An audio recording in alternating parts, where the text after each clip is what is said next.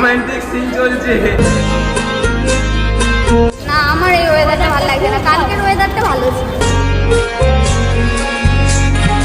আমাকে মানসিক টর্চার করেছে, ওখানে গিয়ে এত পয়সা ডিমান্ড করেছে, আমি পালিয়ে এসেছি ওখান থেকে। আর আগে আমরা এসেছি জগন্নাথ মন্দিরে, পুরীর আদলে, যেটা আর কি নতুন করে দীঘায় তৈরি হচ্ছে।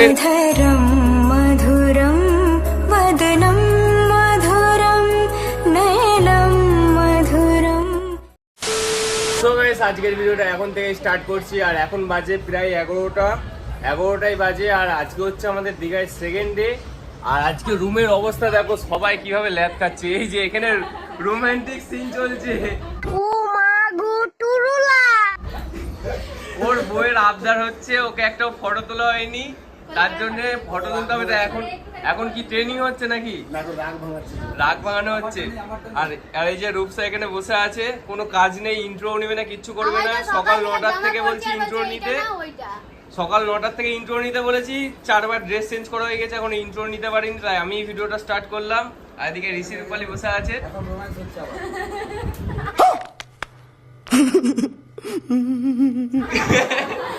না, একটা হামি হোক, একটা হামি, চুম্মা, একটা চুম্মা। আর শালিকা তো জবাব নেই, এসে থেকে একভাবে দুদিন ধরে ফোনের থেকে দেখেই যাচ্ছে। কি দেখো এত তুমি? রিলস পাগল যাকে বলে।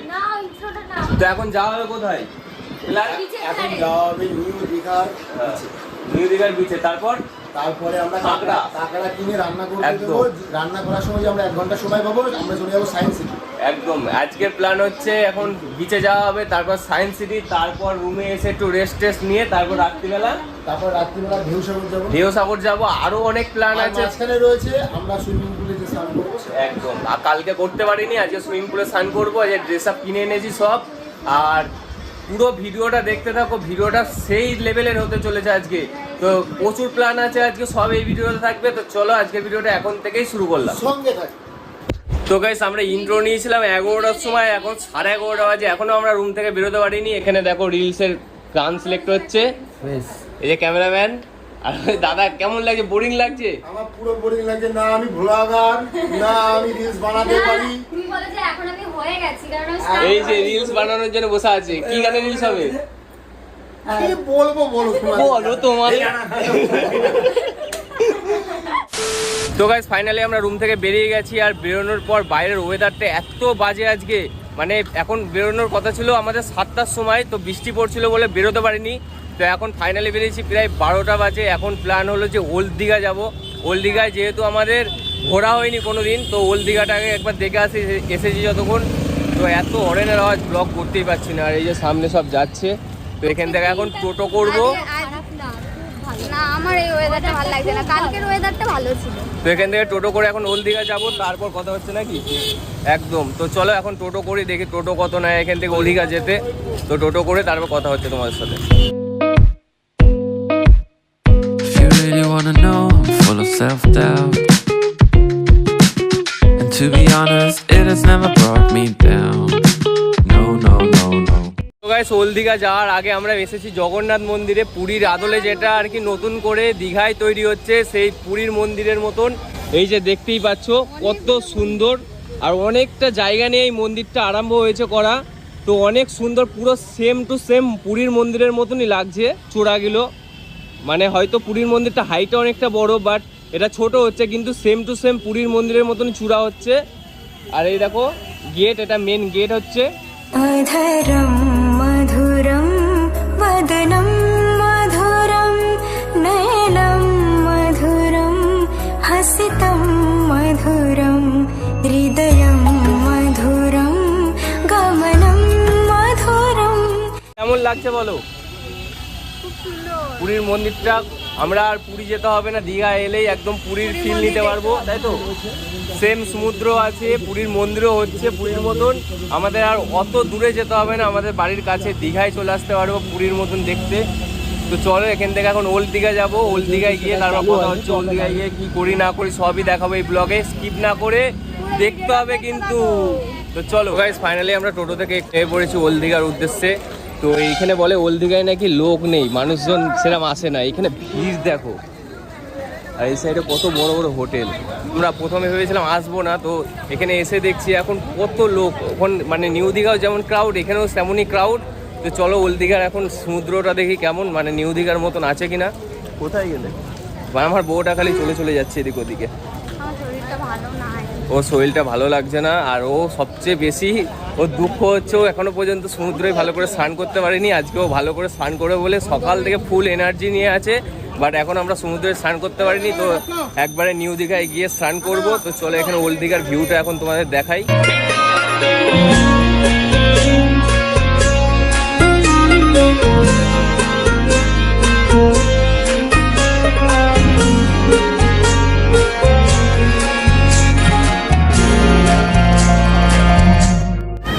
বলেছিলাম ওল্ড দীঘার ভিউ দেখাবো, বাট ভিউ দেখাতে এসে সমুদ্র ঢেউ দেখে তো পুরো মাথা নষ্ট হয়ে গেছে আমাদের।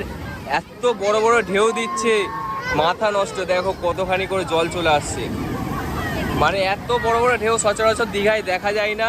তো সমুদ্রের এখন অবস্থা খারাপ, ওয়েদার খারাপ বলে সমুদ্রের জল এত উপর অব্দি আসছে। তো এখন কাউকে স্নান করতেও নামতে দিচ্ছে না। এই যা ওখানে দেখো কি একটা হয়ে গিয়েছে, ওখানে টেনে নিচ্ছে।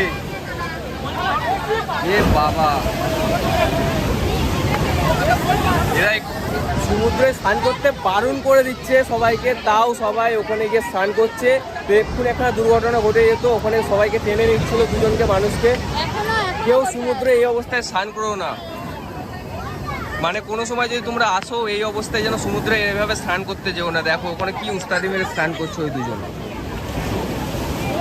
তো গাইস আমরা এখন ওল্ড দীঘা থেকে বেরিয়ে যাচ্ছি। এখানকার ওয়েদার খুবই খারাপ হয়ে গেছে, আর বৃষ্টিও চলে এসেছে। আমাদের চুলের অবস্থা দেখে বুঝতে পারছো পুরো বৃষ্টিতে ভিজে গেছি।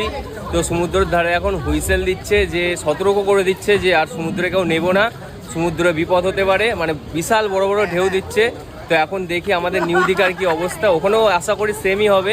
তো ওখান থেকে গিয়ে যদি স্নান না করতে হয় তাহলে রুমে স্নান করতে হবে। তো চলো এখন রুমের দিক যাই। আমরা এখন আছি দীঘার মাছ বাজারে, আর আমাদের আজকে ঠিক হয়েছে যে কোনো হোটেল থেকে খাওয়া দাওয়া করবো না, মাছ বাজার থেকে টাটকা মাছ কিনে সেটা দোকান থেকে রান্না করিয়ে খাওয়া দাওয়া করবো। আর দীঘার মাছ বাজারের মাছের ভ্যারাইটি দেখে আমি তো পুরো অবাক। একটা দোকানে 20-30 রকম আইটেমের মাছ রয়েছে, কিন্তু সব মাছ তো আর একদিনে খাওয়া সম্ভব নয়। তাই আমরা এখানে একটু আলোচনা করে নিচ্ছিলাম যে কি কি মাছ নেওয়া হবে। তারপর আমাদের পছন্দের কাঁকড়া চিকেন নিয়ে আমাদের শান্তিপুরের এক মাছের দোকান আছে এখানে, সেখানেই রান্না করতে দিয়ে দিলাম।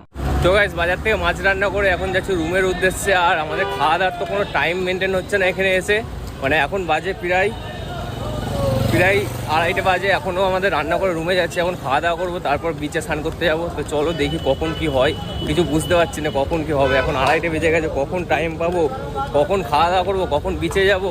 তো চলো এখন রুমের দিকে যাই, তারপর কথা হচ্ছে। 2000 years later. তো গাইস দুপুরবেলা খাওয়া দাওয়ার পর আর রুমে এসে ভিডিও করতেও ইচ্ছা করছিল না, প্রচণ্ড টায়ার্ড হয়ে গেছিলাম, আর শরীরটাও সবার খারাপ লাগছিল, তার জন্য ঘুমিয়ে পড়েছিলাম। আর এখন সন্ধ্যেবেলা ফাইনালি ঘুম থেকে উঠে এখন যাচ্ছি বিচের ধারে, আর কিছু খাওয়া দাওয়া করবো। দুপুরবেলা ভালো করে খাওয়া দাওয়া করতে পারিনি, সবার শরীরটা খারাপ ছিল কি, তাই তো? এখন ফাইনালি শরীর ঠিক আছে, এখন আপাতত ওরও শরীর ঠিক আছে, আমারও শরীর ঠিক আছে। আর সবাই যারা এসেছিলো তাদেরও শরীর খারাপ ছিল, তাদেরও শরীরটা একটু ঠিক আছে, জ্বর ভাব লাগছিল। তো সবাই ঘুমাচ্ছিল। তো এখন ফাইনালি বিচের ধারে যাব, ওখানে কিছু খাওয়া দাওয়া করবো, তারপর কি প্ল্যান হয় সেটা তোমাদের দেখাবো। এখনো কোনো প্ল্যান নেই যে কোথায় যাব না যাব, তো ওখানে গিয়ে দেখি কি প্ল্যান হয়, পুরো ভিডিওটা দেখতে থাকো। তো আমরা হোটেলে এসে খাওয়ার দাওয়ার নিয়ে নিয়েছি, আর এখানে সবাই খাওয়া আরম্ভ করে দিয়েছে। আমাদের অর্ডার দিয়েছি হচ্ছে রুটি তড়কা, এখন রুটি এলো, এই যে রুটি দিয়ে গেল, আর এরা খাওয়া স্টার্ট করে দিয়েছে সবাই। কি এটা?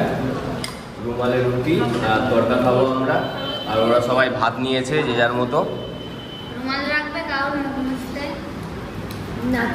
আর সবাই আজকে কিন্তু টাকা সেভ করছে, দুজন একটা থালিতে খাচ্ছে, ও একটা থালিতে খাচ্ছে, আর এরাও দুজন একটা থালিতে খাচ্ছে, আর আমরাও দুজন একটা থালিতে খাচ্ছি। ভিডিও করবে না, খাওয়ার জন্য ব্যস্ত হবে। আগে খাওয়া, ভিডিও না, তারপর ভিডিও করবে, সবসময় খাওয়া আগে। তো চলো গাইস আগে খাওয়া দাওয়া করে নিই, তারপর কথা হচ্ছে। কি নিচ্ছ তুমি? রবার পেন্সিল আমাদের বাড়ির মেয়েটার জন্য, আর আমাদের ওই বাড়ির মেয়েটার জন্য, ওদের দুজনের জন্যই নেবো, যেহেতু ওরা বাচ্চা। গেলে জিজ্ঞেস পিপি কি এনেছো, কাম্মা কি এনেছো, তো তাই জন্য ওদের দুজনের জন্যই নিচ্ছি আমরা, বেশি কিছু। আর এখানে খেলনা ভালো নেইও সেরকম একটা, আর ওরা যেহেতু বড়দের জন্য কি নেবো, বড়দের তো ঘোরা হয়, বাচ্চাদের জন্য তো মেনলি নেওয়া। চলো আগে কেনাকাটা করে নিই।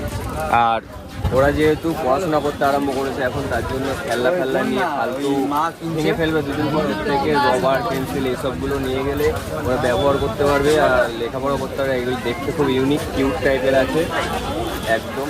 তো চলো এখান থেকে কেনাকাটা করে নিই। এগুলো কি এগুলো? তো চলো গাইস আগে এখান থেকে কেনাকাটা সব করে নিই, দেখে নিই। তো গাইস মেয়েদের বাজারে এলে যেটা হয়, মানে এখানে ঘুরতে এসেছে তাও এই কসমেটিকের দোকানে ঢুকেছে। আর মেলায় এত অপশান, এত দোকান, মানে যা দেখছি সেটাই ভালো লাগছে। আর এখানে এখন ঢুকেছে, জানি না কত টাকা বিল হবে, দেখা যাক কেমন লাগছে পয়সা খরচা হয়ে। মুখটা দেখো, মুখটা দেখলে বুঝতে পারবে, আমাকে আর কিছু বলতে হবে না। মোয়ে মোয়ে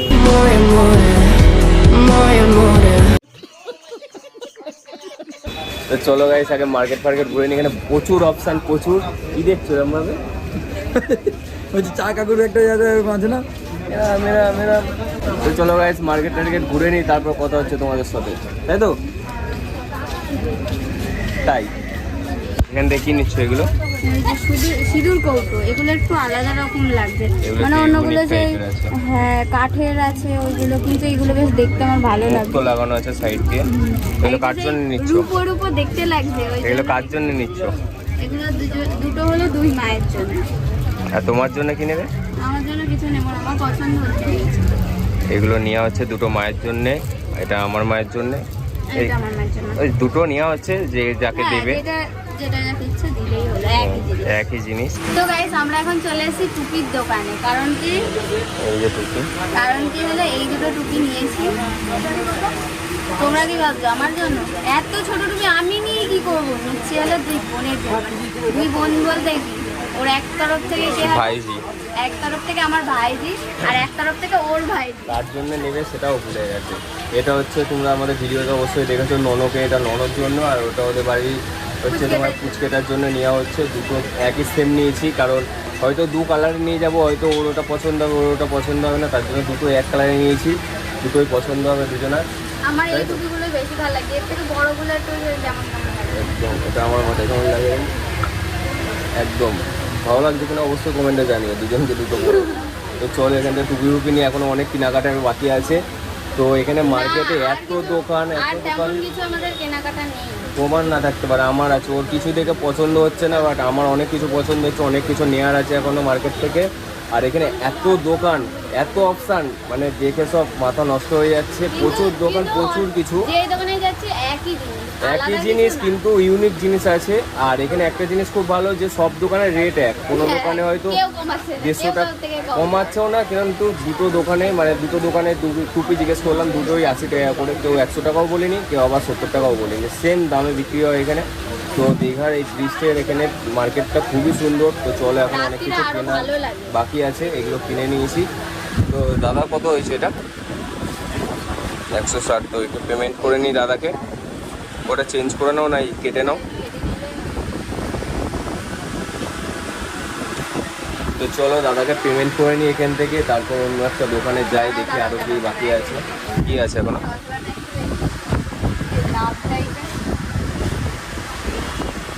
জিনিসও পছন্দ করো তুমি।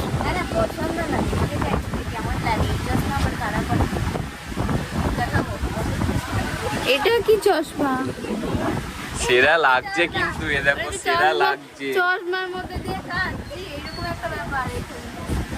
এটা হচ্ছে যাদের ব্রেকআপ হয়ে গেছে তার জন্য এটা পড়া। কান্না। আমাদের মধ্যে ম্যাজিশিয়ান দাদাকে পেয়ে গেছি, সুমন দা, মিস্টার সুমন ম্যাজিশিয়ান। দেখো ম্যাজিক খেলা দেখাচ্ছে। এরকম করে ঘোরাই না, এটা দেখি, একটু দেখি, ট্রাই। তোমরা দেখতে পাচ্ছ। হ্যাঁ ওই ঘোরাচ্ছ, দেখতে পাচ্ছি না। এটা হচ্ছে আমাদের বিশ্ববিখ্যাত ম্যাজিশিয়ান, তাই তো?